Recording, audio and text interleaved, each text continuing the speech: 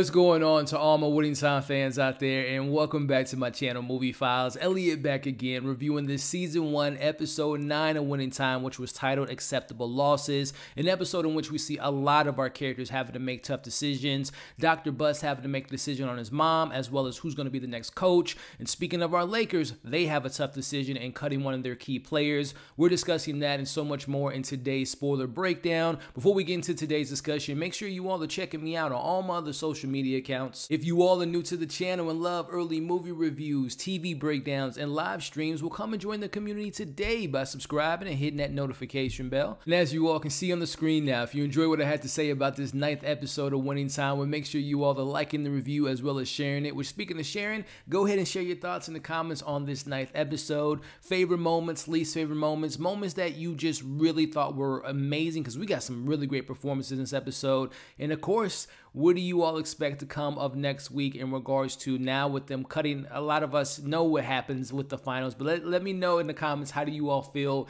What will next week's finale have to offer, and are you excited for it? Let's discuss that in the comments. We got some playoff basketball to talk about in this episode, but I do want to, for my sports fans, even though I know some people in the comments don't like when I talk sports, even though this is a sports show, but neither here nor there, just a quick little question. This, as I'm recording this video, as you can see on the screen now, this is the current playoff picture right now. So I'm just curious in the comments, let me know if your team's still in the playoffs. And if they're not, who do you think will win the NBA Finals this year based on everything we got in this first round? Let's discuss that for my sports fans in the comments below. But we're here to talk about Winning Time, Episode 9, Acceptable Losses, which I thought was a very great name for this episode in regards to title, because there were so many moments where our characters had to face with loss and had to come with tough decisions, and I just thought it was just, we didn't get the, I will admit, out of all the episodes, I was really hoping to get more of the playoff aspect of the basketball side of this show, just because it was a really great playoff run. And I really hope when it comes to next week's finale, seeing them, which I'm kind of jumping ahead, seeing them playing against the 76ers, there is a game I want to see, which is Game 6, Magic Johnson, one of the greatest performances of all time. I won't get into it more because obviously there are some people that don't really know what's going to happen in the show, and I want to keep that to a surprise for them. But I do hope that we get some more basketball at next week's finale. But as far as performances, there are so many great scenes, and I'm excited to break down that I thought were just Emmy-worthy performances. But we're going to get into my thoughts here. Again, full spoilers as we open up the episode with Dr. Bus pampering his mom, but he also gets the news that they are losing money by winning, which is so weird to hear to say, because they're playing so well. They have a first-round bye, and in order to break even, they're going to have to make the finals. No pressure, right? But as we get back into it, we see that Claire wants Jenny full-time, but Bus doesn't want her to get distracted and lose focus of taking care of his mom. And we also know that right now, another pressure, some more news. All the news is coming at once for Dr. Bus. Jack, he is back and he wants to coach the Lakers full time for the playoff run. What's going to be that decision? I can't wait to get into that discussion, as we are now in March 1988, days away from the playoffs. Is it Paul? Is it Jack? Well, the decision comes to my boy Jerry West, which we'll get into here. But as the weeks have gone on, we see more of Bus over his head as he confesses to West and wants his advice. And I really love that priest joke when it's like you can confide in a priest, but probably the priest is a Celtics fan, which I thought was just so funny. And Jerry West, he has to take some time and he has to sleep on it. I hope you all are noticing that they're planting the seeds for season 2. Like, as in this episode, Jerry West making this type of decision, him getting involved in management, something to look forward to in future seasons, as well as Pat Riley. They're subtly throwing in those Easter eggs for my Lakers fans out there. But let's get back into it as we see both Pat Riley and Spencer Haywood are having demons to face before the playoffs, as Pat isn't sure if he'll be even coaching the Lakers in the playoff, which brings us into Spencer. He is going through it in this episode. His drug addiction is really causing him a problem, as Kareem confronts him about him using again and gives him one more shot. Spencer does vow that he's going to stay clean. I do have an issue with how they handled the Spencer situation a little bit later, but I will mention now, because we don't even get any scenes between these two. I think this episode dropped the ball on a narrative plot where we know that Spencer and Pat Riley were having beef. He couldn't trust Pat Riley based on, the trade rumors and all that. But this episode completely forgets that plot. Like, obviously, they have to make a tough decision later in the episode. But I'm just like, I wonder why they decided to kind of stray away from that Pat Riley coaching relationship with his players and how Spencer felt about him. I really feel like they kind of dropped that ball in that narrative. And there's also another plot in regards to his drug addiction that we'll talk about that I thought was just kind of underwhelming for my personal taste, but we'll get into that conversation a little bit later. Getting back into, we see him attempting to go cold turkey as the Lakers clinch the first place. The only complaint I really do have, again, is like I said, I feel like the emotional beat so far with Spencer Wood Harris has been fantastic, but I feel like when we got him in the season, I wish I would have had more emotions in seeing him making that change, trying to attempt to make the change, not only for himself, but for his family legacy, trying to win a championship. I feel like the emotional beat was just not as prominent as I personally would have wanted it to be for that type of a great storyline. But again, that's just my thoughts. Let me know how you all felt about the Spencer plot. Getting back into more bad news, Bus learns that this experimental medicine for his mom is not working, and the inevitable is right around the corner, referring to her death, as we see that Dr. Bus is in full denial. And I talk about performances, and this is one of them. There's many great examples, and this is definitely one of them. Seeing John C. Reilly and just not wanting to accept losing his mom and just the anger and the frustration, he played that scene so beautifully, as well as later on when he's having a conversation with his mom.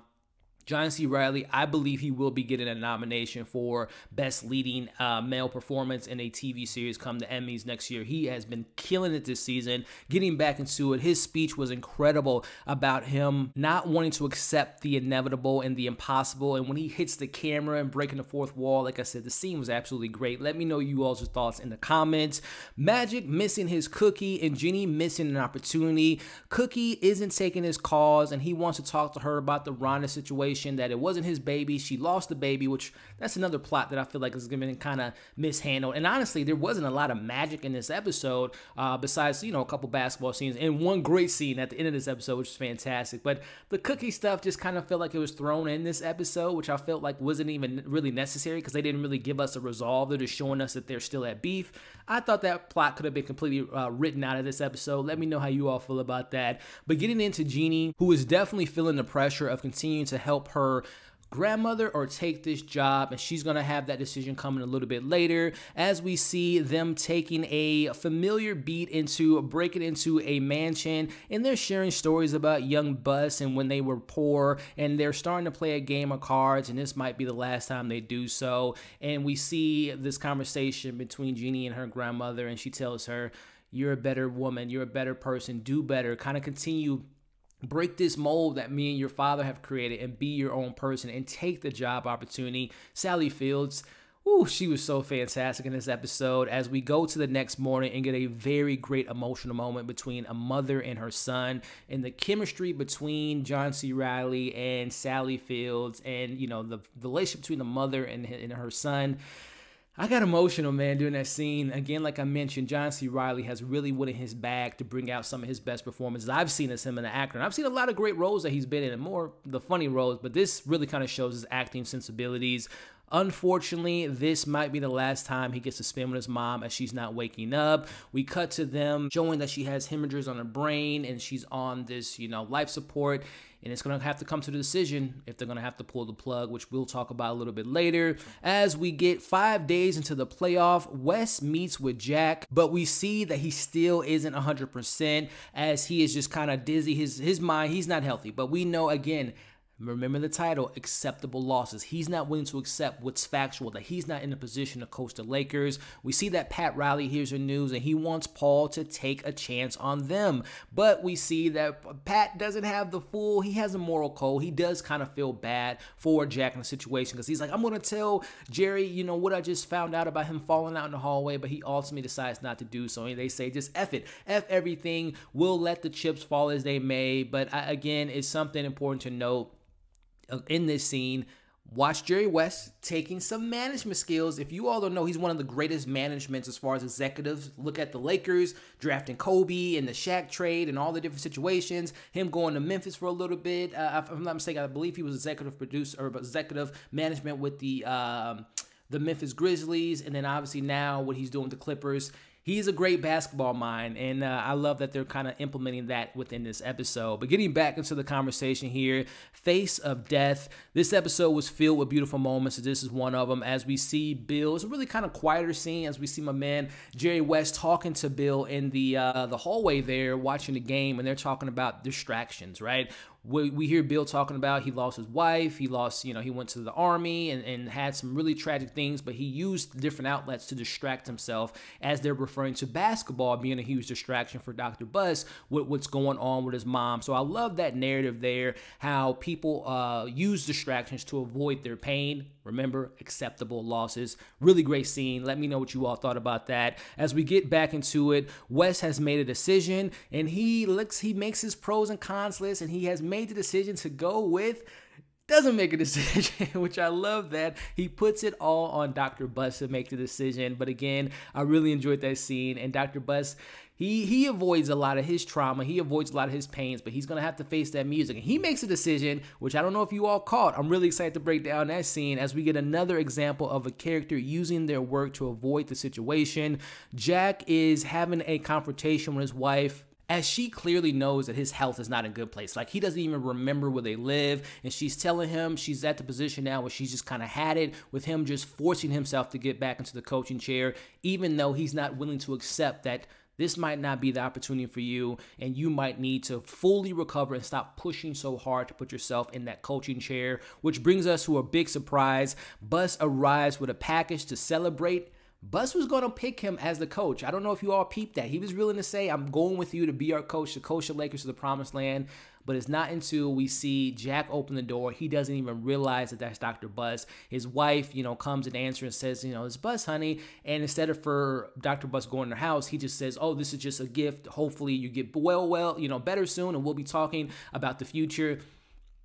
He was going to pick him. He was going to pick him as a coach, but once he realized, oh, he's not fit to be the coach right now, that's when he made the decision, as we'll get into. That I thought that the way that scene was framed and the way it was put together was so well good, because, again, he was going to pick him, but as soon as he realized that he's not fit to be the coach due to his health, he had to make that tough decision, accepting the loss. Very great title. But back into who is the coach of the Lakers. Bill is taking the task to talk to Jack about the news. Meanwhile, we see that Buss lets Pat Riley and lets Paul know that they will be coaching. Or first he says, can you take this team to the promised land? We see Paul is hesitant. He says, as long as there's the goodwill with Jack, which I believe speaks into season 2. I don't want to spoil it in regards to who ultimately decides to coach the Lakers in the following seasons. But notice how Paul reacted to it and how Pat reacted to it.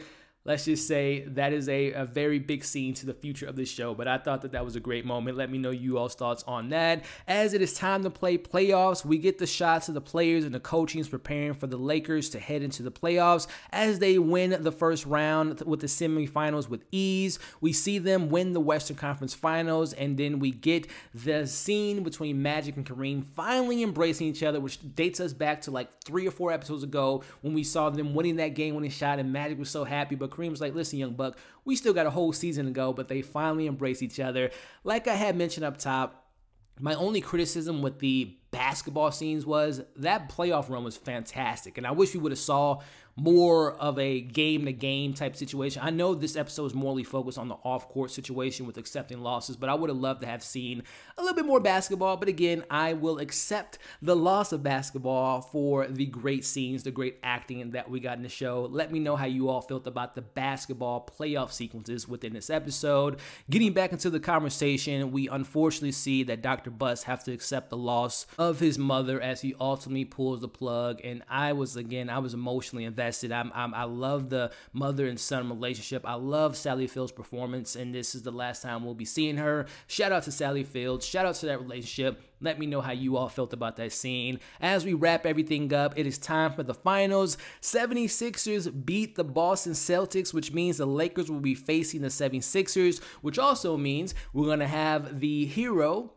Dr. J going against his, young apprentice of his sorts in Magic, and they have to face each other. And again, I hope that they give us that Game 6. They better show us some basketball because there's some incredible games within that finals, and I won't reveal who won. But this is a fun moment because I love when we break the fourth wall. We see Larry Bird look at the camera and tell Magic, same time next year, asshole. I love that moment. And again, season 2, they're planting the seeds. We're going to get that Magic and Bird matchup come season 2. But getting back, we see that Spencer has used again, but we see as an audience, we don't know exactly what brought him to that moment. It seemed like everything was working good, which kind of brings me to my faults.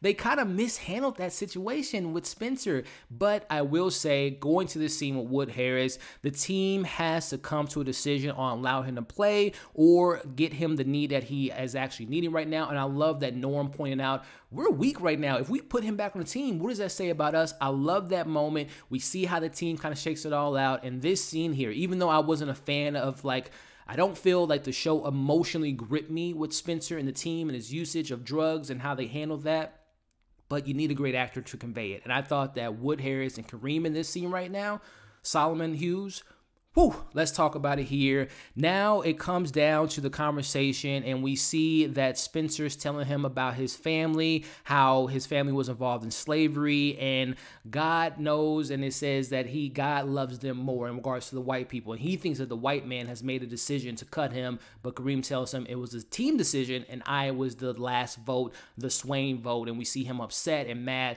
That story that he was talking about with the slavery and God loving white people more, but, now, I have my brothers, I have my team, and they're not there for him, accepting that loss. It was his decision, ultimately, because he was doing drugs and all that stuff, but what a great scene. And the way Wood Harris played that and his acting partner in that scene with Kareem, that was so fantastic. And I will let you all know, as far as the accuracy, there was some creative choices, but in reality, it was factual that in the real world, when it comes to how this was handled, we see that Haywood did become addicted to cocaine, and he was dismissed from the Lakers by Coach Paul Westhead during the 1980 NBA Finals for falling asleep during practice due to his addiction. So again, that is a factual thing. I don't know if it played out the same way in regards to the team voting and the conversation and all that different stuff, but it did happen in real life that they did cut him from the team. What a great scene. But we're going to wrap up here with the even maybe better scene as we get into the conversation. One day into the finals, Magic practices his skyhook with Kareem watching,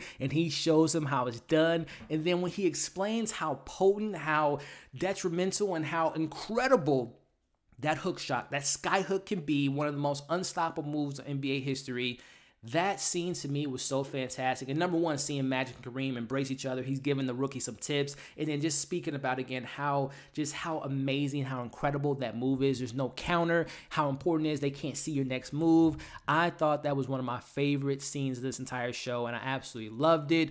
We end the episode with seeing Spencer going to his connect, and he wants to kill the Lakers. I don't know what that means because, again, factually speaking, I don't want to give too much away, but he goes on to play basketball in Italy and some, Washington Wizards and whatnot a little bit later in his career. But I don't know what he was referring to killing the Lakers. So I don't know if the show's going to go completely off the rails and show him trying to attempt to kill Pat Riley or someone on the team. But we'll see what comes with next week's finale. But I thought this was a great way to set up what I hope to be a fantastic finale come next week. But hey, those are all my thoughts. Let me know your thoughts in the comments, from your favorite moments, least favorite moments, how they handle certain plot points. What did you think of the performances? Let's have that discussion in the comments below. If you stuck around to this point in the review, I can't thank you all enough for the continued support. Just a friendly reminder before you leave, make sure you're liking the review, sharing the review, leaving your thoughts in the comments, and of course subscribing and hitting that notification bell. Thank you all again for watching this video. Hope you're staying safe. As you can see on the screen now, come and join the community. Check out my other Winning Time reviews and my most recent review for Barry. I'll see you all on the next video.